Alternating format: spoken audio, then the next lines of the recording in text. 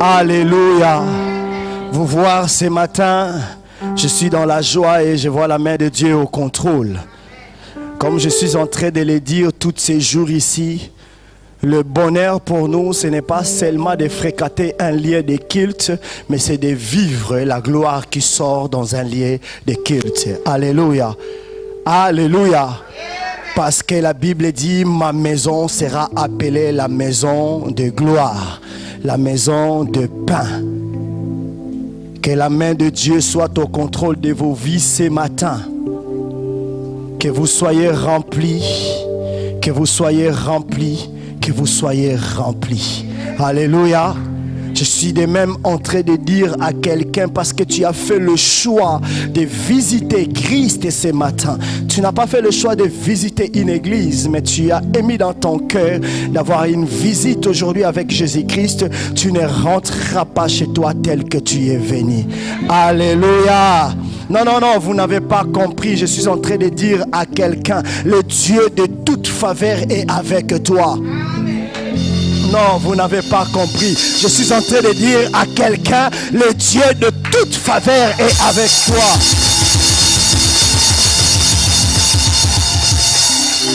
Il ne te laissera pas et il ne t'abandonnera pas. Je bénis le Seigneur, lui qui a disposé toutes choses dans la paix et dans la gloire dans nos vies, qu'il soit loué et glorifié à jamais. Père, nous te l'offrons cet instant, prends le contrôle du début jusqu'à la fin et que toi seul, tu puisses régner et rien d'autre. Pour ta seule gloire, au nom de Jésus, j'ai ainsi prié. Amen. Je vous salue au nom précieux de notre Seigneur Jésus-Christ et recevez humblement les salutations de notre papa, le pasteur Jean-Paul Bilolo et son épouse, Maman Fifi Bilolo Tunasi. Amen. Nous avons terminé notre thème qui était intitulé « La victoire sur les épreuves ». Pendant tout au long de cette mois, le mois de juin, on a parlé de la victoire sur les épreuves. Et nous avons martelé, nous avons mis en place comme fondement la personne qui nous aide, la personne qui est une aide incontestable, la personne en qui le monde des ténèbres ou l'autorité physique tant spirituelle n'a pas le pouvoir sur lui. Et nous vous avons enseigné, peu importe l'épreuve, nous devons toujours faire confiance à cet homme. Il s'appelle Jésus-Christ. Alléluia. Alléluia. On a dit au-delà de toutes choses impossibles, il est assis à la droite du Père en train d'intercéder pour toi, en train d'intercéder pour moi. Peu importe la grandeur, peu importe le volume, peu importe la colère. Alléluia. Peu importe le volume des épreuves, tu remporteras toujours la victoire parce qu'il a dit, je suis l'Éternel ton Dieu, je suis avec toi, je marche avec toi. Sa victoire est aussi ta victoire. Amen. Alléluia. Alléluia. Et pendant aussi, c'est juste un petit rappel, on n'a pas seulement parlé de la foi, on a parlé aussi de l'éducation de vie de couple. On a aussi parlé de l'éducation de vie du célibat, cette discipline qui nous manque souvent. On a parlé aussi de l'importance de l'homme dans son foyer, qu'il doit se considérer comme un mari-ange, comme un protecteur, comme un garant. Il a la responsabilité de son épouse, il a la responsabilité de ses enfants, peu importe les épreuves, il reste un mari. Alléluia. Il reste une assurance et il est là pour son épouse, il est là pour sa famille, pour ses enfants. Et on a dit aussi la femme, c'est une femme visionnaire. Elle s'attache à la victoire, mais elle ne s'assoit pas sur les épreuves. Pour elle, les épreuves est un moyen de faire d'elle encore une femme de valeur. Je crois que dans ces lieux, dans cette salle, nous avons des femmes de vision et des femmes de valeur.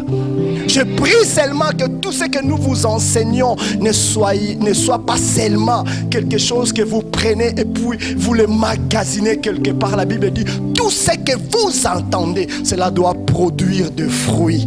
Alléluia. On doit voir des résultats. On doit voir la croissance au milieu de vous. Cette croissance, elle est spirituelle. elle est physique, elle est morale. Elle est le tout sur cette terre de vie. Alléluia. Et sur ce mois de juillet, nous allons travailler encore sur un autre thème. La faveur de Dieu. Alléluia. Vivre une vie de faveur. Qui ne souhaite pas, alléluia, qui ne souhaite pas vivre une vie de faveur. Bien-aimés, nous avons appris le mercredi par les enseignements dans la grande tribulation que nous sommes dans un monde déjà pourri. Nous sommes dans un monde où l'injustice règne, où les lois de plus fort prend la raison sur nous, prend le dessus sur nous. Nous avons appris dans cet enseignement le mercredi, c'est la grande tribulation, que les prophètes en ont parlé, des événements qui devraient arriver. Et nous avons dit certains de ces événements sont déjà là et certains d'autres arrivent. Mais ce qui est avantageux pour nous, nous sommes avertis. Alléluia. Nous sommes avertis. L'avertissement veut dire prendre précaution et se préparer. Nous avons très fort encore martelé en disant au peuple de Dieu, vous êtes dans un jardin où les lions règnent. Il est le roi quand il a faim. Il désire à manger, il peut prendre qui il veut parce que c'est lui le plus fort. Mais si ce n'était pas ta destinée que tu sois dévoré par un lion, tu ne seras pas dévoré par un lion parce que tu as été averti. Alléluia. De plus en plus, nous avons dit, nous commençons à voir le monde dans sa vraie visage. Nous commençons à voir les hommes dans sa vraie nature. Il est rare aujourd'hui dans notre époque de voir des hommes qui partagent le bien qu'ils ont avec les autres. De plus en plus, les hommes, les nations, les autorités, toute aide sociale devient de plus en plus égoïste. Alléluia. Et on a dit face à toutes ces choses, que devions-nous faire? Parce que nous avons gêné. Nous avons prié, mais le mal aussi dans tout ce que nous vous avons enseigné, nous les pasteurs, nous vous avons enseigné un Jésus miracle, mais nous ne vous avons pas enseigné un Jésus amour. Ce qui fait que nous nous sommes présentés à l'église à la recherche de Jésus qui donne le mariage et non à la recherche de Jésus qui peut transformer un être. À cause de cela, la dimension spirituelle dont Dieu désire dans nos vies, nous ne les touchons pas. Et Dieu a du mal à nous faire asseoir là où il veut que nous soyons, parce qu'il y a une incohérence entre ce que lui pense de nous et ce que nous pensons de nous. Ce n'est plus la volonté de Dieu qui prime, mais c'est notre priorité. Rachel a un désir. Ce n'est pas le désir de Dieu, mais c'est sa propre désir. Et Dieu dit, mais ta propre désir te conduit à la chute. Prends, mange ma volonté et tu vivras heureuse. Mais l'homme, il dit, j'ai un travail. Alléluia. J'ai un CDI. J'ai une femme qui prépare bien. D'ailleurs, elle est trop belle. Mais Dieu dit, dans tout ce que tu possèdes, où est ma part? Ce qui fait que, au lieu de former des disciples, au lieu de former des chrétiens capables de défendre la gloire de Dieu, parce que la mission nous a été donnée, nous avons créé des chrétiens prostitués, instables à tout bon vent. Des chrétiens qui ont des pasteurs à gauche, des pasteurs à droite. L'identité spirituelle, l'original n'existe plus. Les chrétiens ont atteint une dimension. Ils chassent les démons, même là où il n'y a pas de démons. Je me suis posé une question moi-même. Parfois le diable va aller voir Dieu. Il lui dit, écoute, moi je n'ai pas attaqué Maman Agé, mais pourquoi Maman Agé est en train de me chasser? Alléluia. Il dit, mais écoute, vos églises, ça fait longtemps, je les ai déjà tournées le dos parce qu'il y a les faits. Moi, je ne supporte pas les feux du ciel. Mais je ne comprends pas. Vos églises font ma publicité du matin au soir. Les démons des cafards, il y a les démons, il y a les démons. Les démons de nom de Cécile, les démons de mon village, les démons de mon oncle. Quelle est la publicité de démons? Oh, la Bible dit, c'est Paul qui le dit aux Galates. J'aime beaucoup cette pensée. La pensée qui doit primer à l'intérieur de vous. Et pas seulement Galates, mais les apôtres ont bien défini cela dans le livre des Actes des Apôtres, chapitre 5, le verset 42. La chose, la priorité pour ces chrétiens à l'église et dans leur maison, c'était l'annonce de bonnes nouvelles. Et quelle a été cette annonce de bonnes nouvelles? C'était Jésus-Christ. Alléluia. Jésus-Christ qui transforme la vie des gens. Jésus-Christ qui change l'identité des hommes. Je bénis le nom de l'Éternel. Qu'avons-nous fait? Alléluia. Qu'avons-nous fait? C'est à cause de cela nous sommes devenus, excusez-moi du terme, des chrétiens étiquettes. Des chrétiens déclarant par nous-mêmes. Or la Bible dit, ce n'est pas vous qui vous justifie, mais c'est moi qui vous justifie. Quant à nous, des prédicateurs, nous sommes restés des prédicateurs dans notre orgueil. Je sais lire la Bible et je sais interpréter la Bible. J'ai le pouvoir sur vous. Je peux vous parler de moi. Je vais vous parler de ma bénédiction, de mes biens. Mais à la fin, j'en conclus par ces mots, Jésus-Christ est vivant. Non. Si dans nos prédications, il y a 100% de prédications, Jésus-Christ doit se retrouver à la 99e %. Et les 1%, on l'attribue à nous-mêmes et au diable. Alléluia. Mais cela a généré maintenant quelque chose. Les chrétiens sont livrés à eux-mêmes. L'église est livrée à eux-mêmes. Nous sommes devenus des proies faciles de l'ennemi. Et l'ennemi prend un grand plaisir à prendre le dessus sur nous. Il prend un grand plaisir à toucher même à nos santé, à toucher à nos enfants. Or la Bible dit, celui qui est entre les mains de Dieu, nul ne peut le voir et nul ne peut le ravir. Mais comment se fait-il la bénédiction des enfants de Dieu aujourd'hui dans les temps de la nouvelle alliance, où la Bible dit tout a été compris?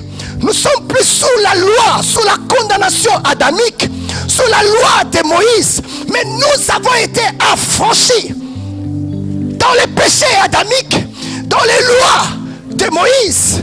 Nous sommes un peuple de la nouvelle alliance. La Bible dit, toutes choses du passé est passé, et voici toutes choses est devenues nouvelles. Esaïe dit quelque chose de bien. Dans la nouvelle alliance, nous sommes de Dieu, mais c'est bizarre. Mais cependant, regardons-nous, nous sommes en train de mourir comme des humains. Même Dieu a une considération un peu différente. Est-ce que quelqu'un me comprend? Une autre dimension de nous voir. Il dit, vous habitez sur cette terre, mais vous ne partez pas de ce monde. Ce qui veut dire, nous sommes dans ce monde, mais quelque part, Dieu nous a mis en sécurité. Maintenant, pourquoi je vous ai relaté un peu tous ces dérapages? Tous ces dérapages a causé quelque chose auquel nous payons le prix aujourd'hui. Je suis venu assurer un chrétien, lui dire que Dieu le sait, que nous sommes des enfants et que nous sommes faillibles. Mais l'avantage pour nous, il y a un fils qui a payé le prix et qui est à la droite du Père. Il dit, je ne regarde plus à leur péché, je ne regarde plus à leur faute. Quand Dieu veut agir, il dit, papa, oh, mollo, n'oublie pas les sacrifices de la croix. Il dit, bon, je ne suis pas ce jour aussi content pour papa Yves, je ne suis pas content pour papa Dicky. Le Seigneur dit, oh papa, si toi tu n'es pas content, moi je suis content. Il dit, mais fils, Tu ne vois pas le mal. Il dit, papa, je vois le mal. Mais ce n'est pas le mal que je vois. Je vois le prix que j'ai payé à la croix. Mais c'est que tu oublies, papa, il y a une chose. J'ai dit à la croix, tout est accompli. C'est-à-dire, quand il y a des problèmes, c'est un homme accompli. Quand il y a des souffrances, c'est un homme accompli. Quand le célibat persiste, c'est un homme accompli. Quand les démons viennent dans ta maison, c'est un homme accompli. Automatiquement, tu deviens intouchable. Dis à ton voisin, intouchable. Revenons à la vraie évangile. La vraie évangile, c'est Jésus. Alléluia. Ce n'est pas la prophétie. Ce ne sont pas les miracles. Nous sommes déjà un peuple de la prophétie. Nous sommes déjà un miracle. Nous sommes déjà la bénédiction. La Bible dit, c'est pour toi. Va seulement, sers-toi. Mais nous ne les recevons pas. Nous ne touchons pas ces choses. Parce qu'il y a quelque chose d'étranger. Et c'est investi à l'intérieur de nous. Et de temps en temps, il nous donne la liberté de se réjouir avec Dieu. Mais il dit, je te donne seulement 2 mois. Tu vois, 2 mois de gloire. Ouh, ces jours ici, le Seigneur a pincé mon cœur. Je suis dans la joie. Et 2 mois après, il dit non, je reprends le dessus. Mais je l'ai dit et je le répète encore. Je suis venu dire à un chrétien ce matin, il y a une bonne nouvelle. Non seulement cette bonne nouvelle-là s'appelle Jésus, mais en Jésus, il y a une vie de faveur. Alléluia. Il y a une vie de faveur. Dans le livre, dans le dictionnaire français, le mot faveur est défini comme marque exceptionnelle d'intérêt. C'est-à-dire, c'est quelqu'un a posé l'intérêt, son intérêt sur toi. Quelqu'un qui possède l'intérêt de quelqu'un, qui a la faveur de quelqu'un d'autre.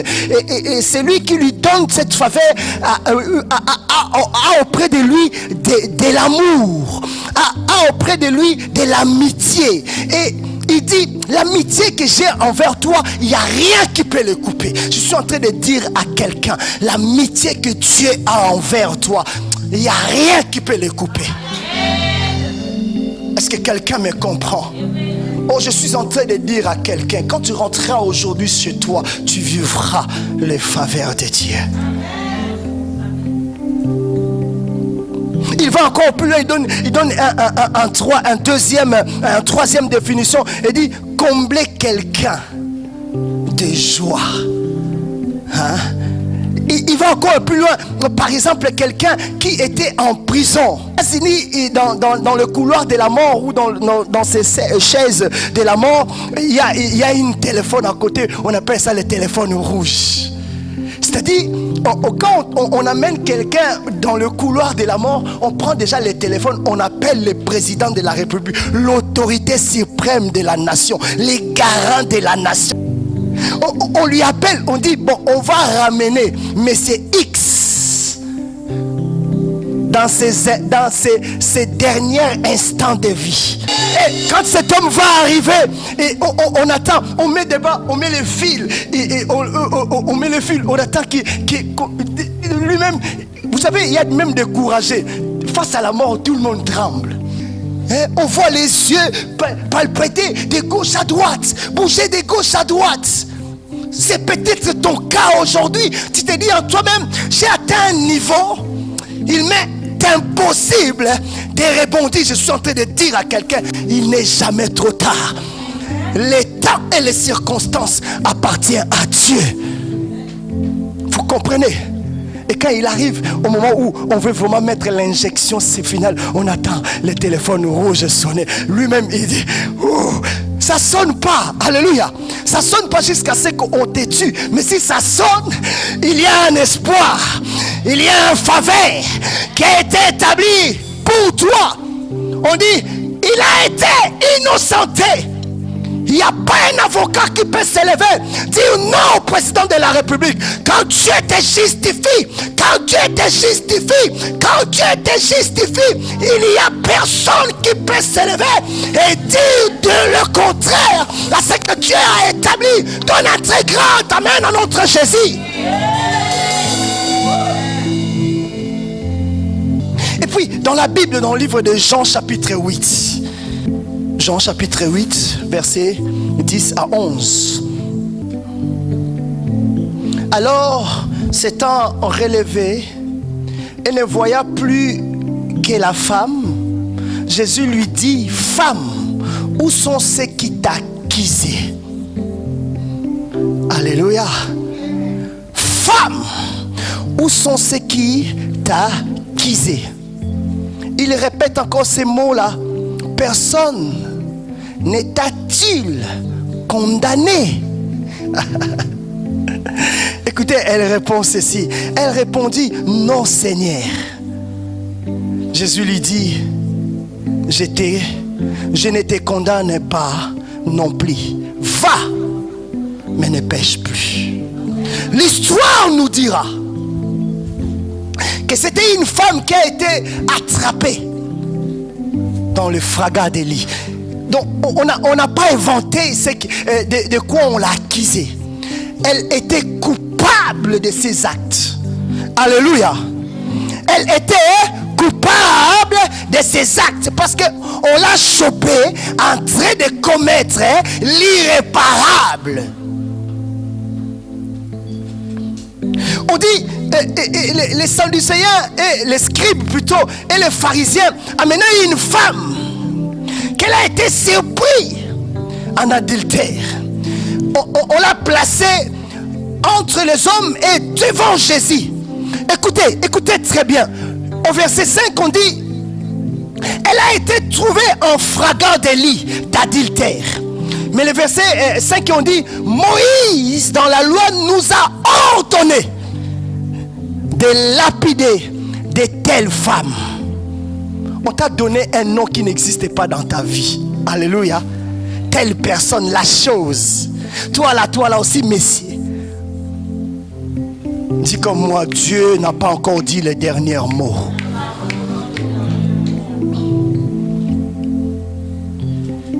Jésus-Christ les regarda. Bien sûr, on a fait exprès de condamner Jésus pour qu'il dise plutôt quelque chose qui est au contraire à la loi de l'ancienne alliance. Mais ils ont oublié, c'était le réparateur des erreurs de l'ancienne alliance. C'était celui qui avait reçu le pouvoir d'apaiser la colère de l'ancienne alliance. C'était celui qui avait reçu le mandat de donner la délivrance de l'ancienne alliance. On dit, on va un peu plus loin. Elle ne mérite pas de vivre. La loi nous donne le droit. Je vous pose une question. Cette femme était-elle coupable ou pas? Cette femme était-elle coupable ou pas? Cette femme méritait la mort ou pas? C'est normal, c'était une loi. La Bible dit dans le livre de Romains, soumets-toi à l'autorité et soumets-toi à la loi les lois que l'autorité a établies. Si tu ne te soumets pas, les lois vont avoir le dessus sur toi. Même moi, l'Éternel, je ne te défendrai pas. Parce qu'il y a la justice des hommes et la justice de Dieu. Mais c'est quand la grâce, quand le faveur descend. Je ne vais pas parler de la faveur, mais je vais parler de faveur, le faveur, parce qu'il y en a tellement, nous en avons tellement. J'en ai besoin pour mon mariage, j'en ai besoin pour mes études, j'en ai besoin pour mes enfants, j'en ai besoin pour mon travail, j'en ai besoin pour mon titre de séjour, j'en ai besoin pour ma santé. Il y en a tellement, les faveurs de Dieu. Alléluia. Alléluia. Ils étaient nombreux à le pointer du doigt. Elle a commis. Je comprends pourquoi Dieu appelle les diables l'accusateur. Les personnes qui t'accusent sont des diables. La Bible dit, moi je ne te condamne pas. Je ne te condamne pas. D'ailleurs tes péchés, ça fait longtemps, je les ai oubliés. Mais rempli de faveur, il voulait ces jours-là rendre à cette femme la grâce. Elle dit seulement un mot. Si parmi vous quelqu'un n'a jamais commis, qu'il soit le premier à jeter la pierre. Il baissa la tête. Quand Quand Jésus baisse la tête, ce n'est pas parce qu'il a peur des gens qui sont devant lui, mais il est en train d'intercéder. Père, c'est fini, la souffrance de Louane a beaucoup duré. J'ai déjà placé un mot, j'ordonne que les anges aillent maintenant mettre les choses en place. Maman Angie, c'est fini. Tout ce qui a été déclaré à Bamako à ton sujet, j'ai déjà envoyé les anges de fermer la bouche de ces gens-là. Il est parti. Et il regarde, il croit que Jésus c'est un fainéant. Non. À l'intercession du roi de gloire, excite Dieu à intervenir. La Bible dit Dieu a intervenu. Ils étaient venus nombreux. Ils sont rentrés chacun dans sa maison. Je suis en train de dire à quelqu'un, si cette femme a trouvé la faveur, tu peux aussi le trouver. Alléluia. Tu peux aussi le trouver. Voilà pourquoi le Seigneur lui dit, femme, où sont-ils les personnes qui t'ont condamné? Il y a un état, soit pas si la condamnation des hommes. Non, ouvrons la Bible dans le livre des Romains. Tu vas bien comprendre. Vivre une vie de faveur, qu'est-ce que cela veut dire dans ta vie? Romains chapitre 9, le verset 15 à 16. Romains.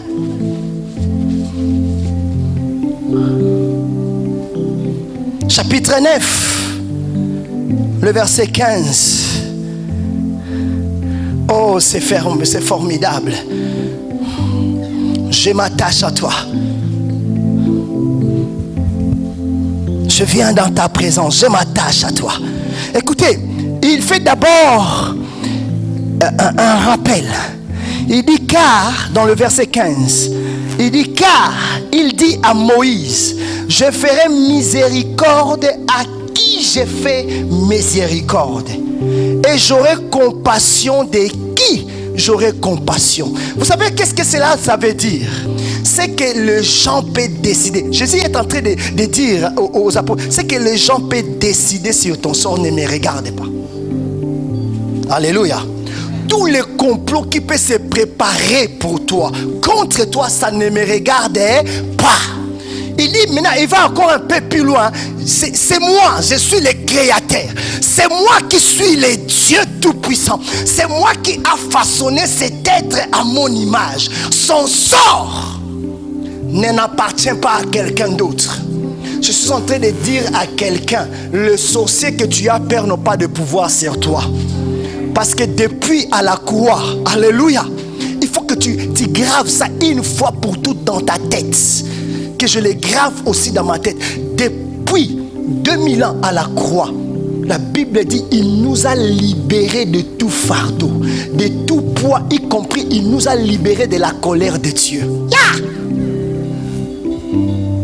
Voilà pourquoi il dit, si je suis le Dieu pour toi, qui sera contre toi? Alléluia. Si je suis le Dieu pour toi, qui sera contre toi? David dira, Seigneur, j'ai été malmené. Ils m'ont fait la guerre sans raison. Maintenant, Seigneur, dis un mot. L'Éternel lui dit, écoute mon fils, je suis l'Éternel ton Dieu. Lève-toi, va le combattre.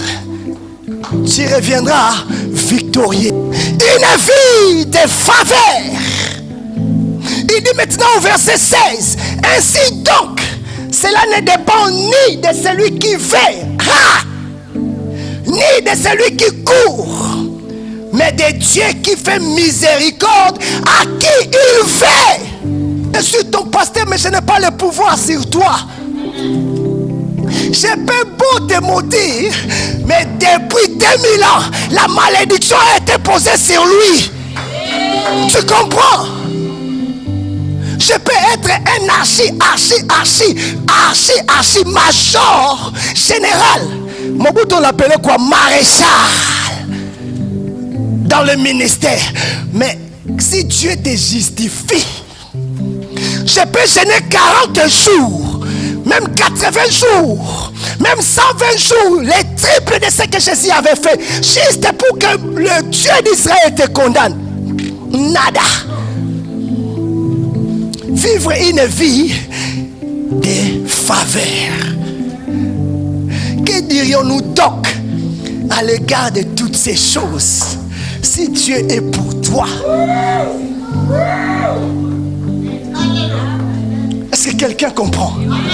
Yaya, Arrêtez d'être chrétien et de vivre une vie de misérable. Comme on dit dans notre français belge, une vie de misérabilité. Oh, nous sommes les chrétiens, les pauvres en esprit. Yeah! Pauvres en esprit quoi? Pauvres en esprit en obéissance à la parole de Dieu, mais riches en puissance.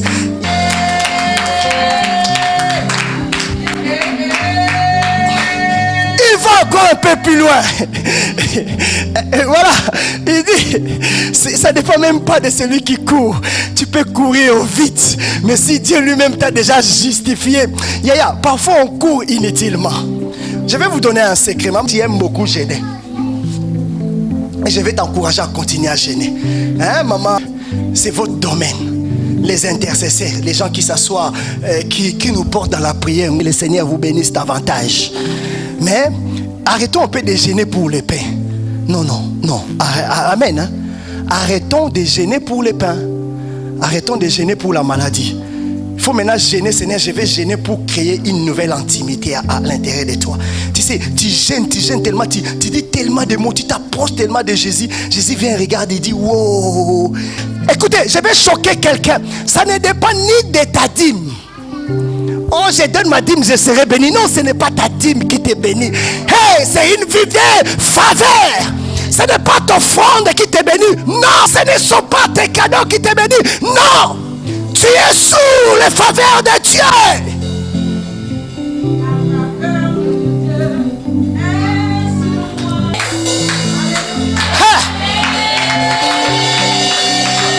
Qui peut contester?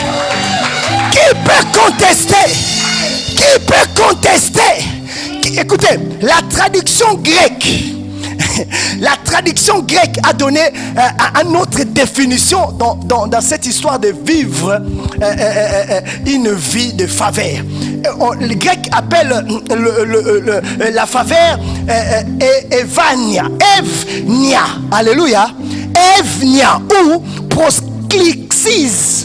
Ce qui veut dire qui veut dire le contraire. Qui veut contester. Qui est contestable, ça n'existe pas. Il va encore plus loin, il dit indiscutable. Il va encore plus loin par la définition, il dit inconvocable. Vous comprenez? Inconvocable. Mais je vais conclure par ce verset biblique. David a donné une autre définition de la compréhension. C'est un livre de Psaumes. Psaume chapitre 5, le verset 12. On commence avec le verset 12.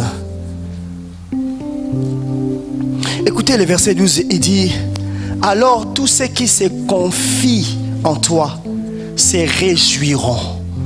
Mais il dit, pourquoi ils se réjouiront? Il dit, ils auront de l'allégresse à toujours. Dans la traduction parole de vie, il dit, et tu les protégeras. Tu seras un sujet de joie parce que tu as désiré qu'ils vivent une vie de faveur. Le verset 13, on dit, car tu bénis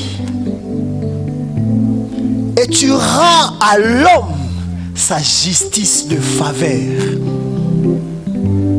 Tu l'entoures de tes faveurs, de ta grâce, comme d'un bouclier.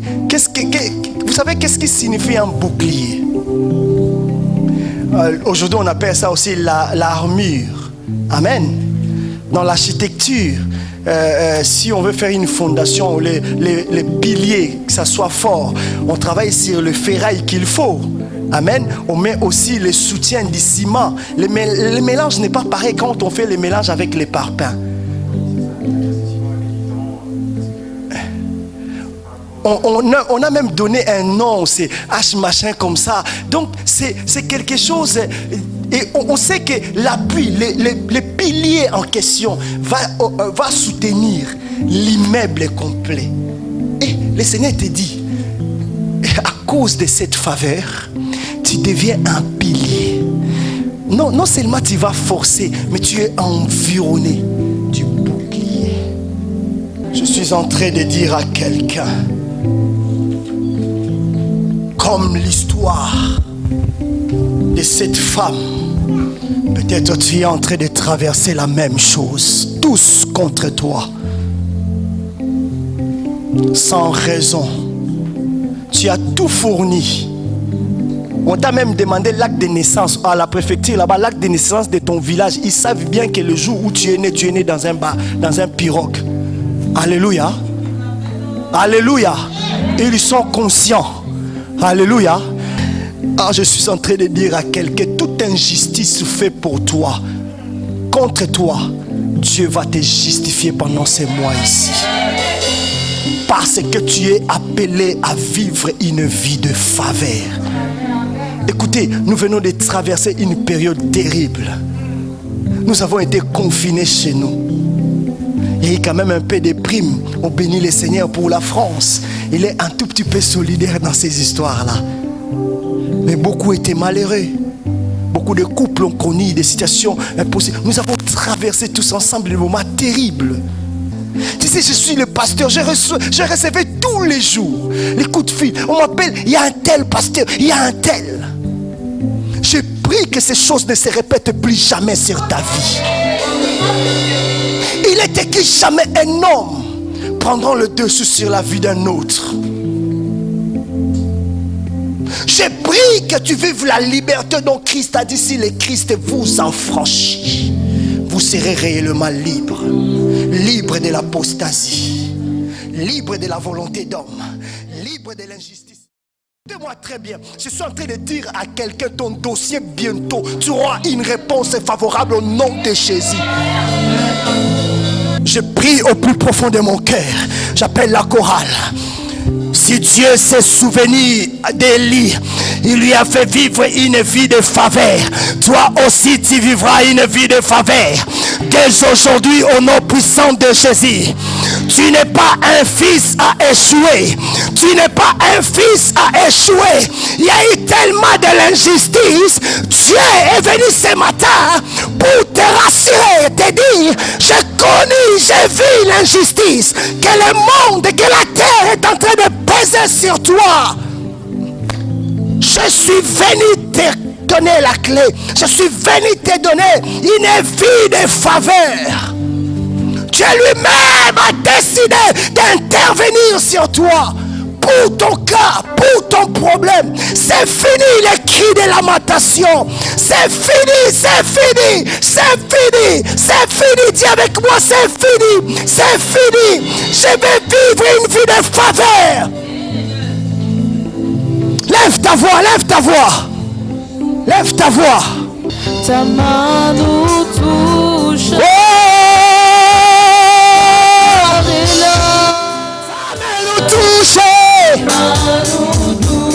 Ta main nous touche. Oh,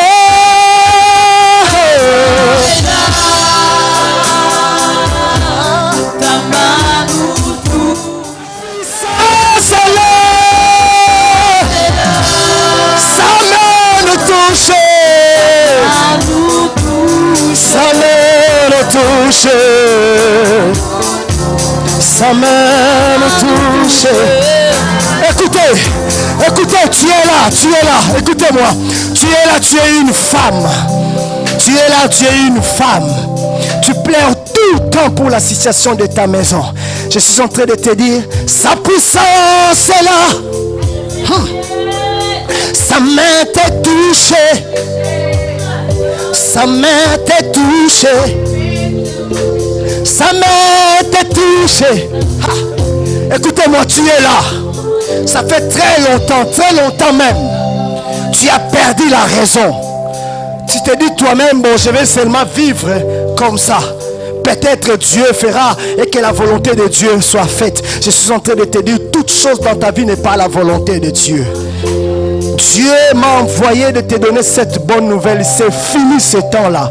Conjugue maintenant un nouveau verbe. Vivre une vie de faveur. Sa main est là. Sa main est là.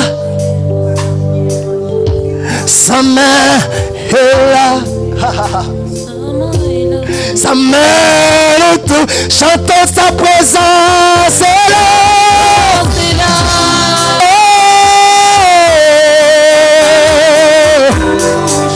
Ta main nous touche. Ta main nous touche. Ta faveur là. Oh, sa faveur là. Ta main nous touche. Ta main nous touche. Ta main nous touche. Oh, oh, oh. Alléluia. Écoute-moi bien, écoute-moi bien. Dieu a décidé ce matin de te faire vivre une vie de faveur.